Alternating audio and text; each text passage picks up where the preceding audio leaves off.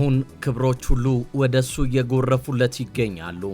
ሰውየው እግር ኳስን ከመጫወት ባለፈ ገና በተጫዋችነቱ ጨዋታዎችን ከሜዳ ላይ ከመብራት ባሻገር የአምበልነት ሚናን ይዞ መሰለፍ መቻሉ አሁን ላለበት የአሰልጣኝነት ከፍታው እንደ ምክንያት ይነሳል። እግር ኳስ አቅጣጫዋን መቀየር አለባት ብሎም የተለመ ከሕልሙ ከፍታም ለመድረስ 6 ዓመታትን ያሳለፈ በታላቅ ትዕግስት፣ በጽናት፣ በአዳዲስ ፍልስፍና፣ በልፋትና በጥረት አሳምሮ አሁን ምርጡ አሰልጣኝ ለመባል ከምርጦች ሁሉ በላይ ሆኖ ማሳለፍ የቻለ ለመሆን በቅቷል። ሚካኤል አርቴታ በመጣበት ዘመናት የሚቸገርና በአሰልጣኝነቱ በቋሚነት የጀመረበት ዓመት በመሆኑ እንኳን በተከታታይ አርሰናልን በፉክክር ይዞ ለ6 ዓመታት ቆይቶ ለታላቅነት ይበቃል ብሎ የገመተ የለም።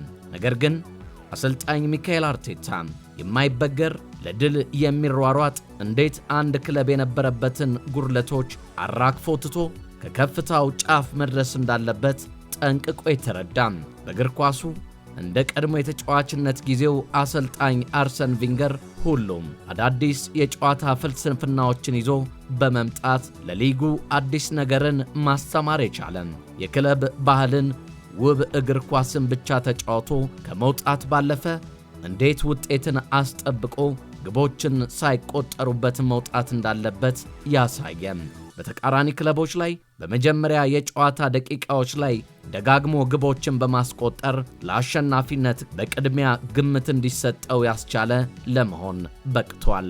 አሁን አርሰናል በሚካኤል አርቴታ ስር ለደረጃ ብቻ የሚጫወት ሆኖ ከከራረመ በኋላ በዘንድሮ የውድድር ዓመት ለ4 ዋንጫዎች የተፋለመ ቢሆንም ከሁለቱ ውድድሮች ከኤፍኤ ካፕና ካራባኦ ካፕ ግማሽ ፍጻሜ ድረስ ቢጓዝም ሳይሳካለት ሲቀር የፕሪሚየር ሊጉንም የቻምፒዮንስ ሊጉንም ዋንጫ ሚካኤል አርቴታ የዋንጫ የማንሳት ልምድ ስለሌላቸው አሳልፈው ሊሰጡት ይችላሉ። እንደለመዱት ሚዜ ሆነው ከኋላ ይከተላሉ ቢባልም ሰውየው ግን በታላቅ መነሳሳት የፕሪሚየር ሊጉን ዋንጫ ከቀድሞ አለቃቸው አንገት ስር ፈልቅቀው በማውጣት ከ22 አሰልቺ ዓመታት ወደ መድፈኞቹ ቤት መመለስ የቻሉ አሰልጣኝ በመሆን በቻምፒየንስ ሊጉ ደግሞ ደጋግመው አዳዲስ ታሪኮችን እያስመዘገቡ አንድም ጨዋታ ሳይሸነፉ አርሰናል የቻምፒየንስ ሊጉ የዋንጫ ተጋጣሚ አድርገውታል። በእርግጥ በቡዳፔስት የሀገራቸው ልጅ የሆኑት ታክቲሽያኑ የአምናው የቻምፒየንስ ሊጉ ባለክብር ከሆኑት ኤንሪኬ ጋር የሚያደርጉት የ90 ደቂቃ ፍልሚያን ማሸነፍ ከቻሉ እውነትም ሚካኤል አርቴታ የዓለም ምርጡ አሰልጣኝነት ክብርን ማሳካት ሊገባቸው ይገባል። አሁን ጥያቄው ፒኤስጂን በማሸነፍ አርሰናል ዳግም ዋንጫ ያሳካ ይሆን? በኮሜንት ሐሳቦን ያጋሩን። የእርሶን ሐሳብ ተቀብለን ወደ እናንተ የምናደርስ ይሆናል። በቡዳፔስት የቻምፒየንስ ሊጉ ቻምፒዮን ይሆን? ሐሳቦን ይጻፉልን።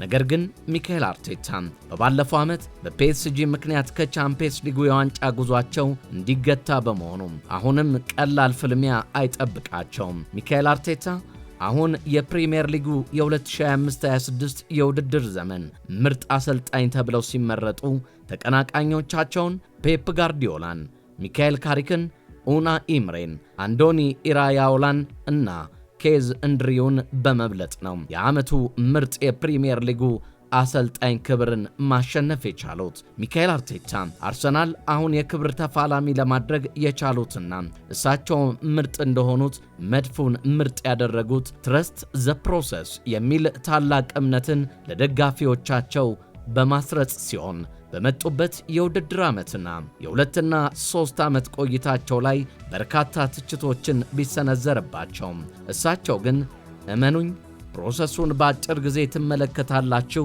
ከማለት ውጪ ያሉት ነገር አልነበረም። ሰውየው ቃላቸውን ሲጠብቁ አርሰናልን ቀስ እያሉ እንደ ፎቅ መሠረቱን መገንባት ጀመሩ። እሳቸው ዴቪድ ራያን፣ ዲክላን ራይስን፣ ሳሊባን፣ ጋብርኤል ማጋሌሽን፣ ዙቤሜንዲን፣ ሜሪኒዮን፣ ቲምበርን፣ ሊዊስ ስኬሊን፣ ኢዜን፣ ጎይኮሬሽን፣ ማክስ ዶማንን የመሳሰሉትን ኮከቦች በታላቅ እምነት ወደ ክለቡ በማምጣት ስኬታማ ተጫዋቾች እንዲሆኑ ማስቻል መቻላቸው ብቻ ሳይሆን እንዴት ምርጥ ቡድንን መገንባት እንዳለባቸው ጠንቅቀው የተማሩ አሰልጣኝ እንደሆኑ በሰሯቸው ስራዎቻቸው ማስመስከር ችለዋል። በዋነኝነት ደግሞ በአሁኑ ሰዓት የሊጉን ዋንጫ ማሳካታቸው ከቀድሞው ጆዜ ሞሪኒዮ በመቀጠል በዕድሜ ትንሹ አሰልጣኝ ለመሆንም መብቃታቸው ሌላኛው የኮከብነታቸው መጠሪያ ያደርገዋል። ሰውየው የቀድሞ አለቃቸው ባህሪን የወረሱ ይመስላሉ። በአሰልጣኝነት የሜዳ ላይ ስፍራ ሲቁነጠነጡ፣ ሲመሩ፣ ሲያበረታቱ፣ ሲበሳጩ፣ ሲደሰቱ፣ ለተመለከታቸው ግን ደግሞ አእምሮአቸው የሰላ ለአለቃነት የተቀረጸ በፍልስፍናዎቻቸው የትንፍጭው ዱቄቱን አምጪው ብቻ ሳይሆኑ እንዴት አፈግፍገው እንዴት አጥቅተው መጫወት እንዳለባቸው ጠንቅቀው ይረዳሉ። በዋነኝነት ሚካኤል አርቴታ ከሚደነቁባቸውና ከሚወደሱባቸው አንዱ ተግባራቸውና ለስኬታቸው ዋነኛ ቁልፍ ተደርጎ የሚነገርላቸው የምክትሎቻቸውን ሐሳብ በአግባቡ የሚረዱ በአጽንኦት የሚሰሙና ድርቅ ያለ አቋም የማይዙ መሆናቸው ከሚያስመሰግናቸው አንዱ ጉዳይ ነው። ሚካኤል አርቴታ በተጫወቱባቸው ጨዋታዎች ላይ ሽንፈትና እንከን ሲገጥማቸው ወደ ሌላ አካል እጃቸውን አይጠቁሙም። ይልቁንስ ለሁሉም ነገር ኃላፊነትን እንዴት መወጣት እንዳለባቸው በራስ መተማመናቸው ያሳብቃል። አሁን መድፈኞቹም የሰውየውን አይነኬ ዙፋን ለመጠበቅ ውስጥ ለውስጥ ውላቸውን እንዲያራዝሙና ዳጎስ ያሉ ጥቅማጥቅሞችን እያሰናዱላቸው እንደሆነ እየተነገረ ይገኛል። የ2025-26 የውድድር ዘመን የሊጉ ኮከብ አሰልጣኝ ሚካኤል አርቴታ ቀጣዩ የውድድር ዘመናቸው ይሳካላቸው ይሆን? ሐሳባችሁን አጋሩን። የተወደዳችሁ የቻናላችን ቤተሰቦች ቻናላችንን ወዳችሁና ፈቅዳችሁ እንድንበረታም ላይክ፣ ሼር፣ ኮሜንት፣ ሰብስክራይብ ለሌሎችም እንዲደርስ ሼር እያደረጋችሁና ሁሌ የምንለቃቸው ወደ እናንተ እንዲደርሱ የደውል ምልክቷን እየነካችሁ አብሮነታችሁን ስለምታደርሱን ከልብ በማመስገን የዛሬን በዚሁ ቃጨን።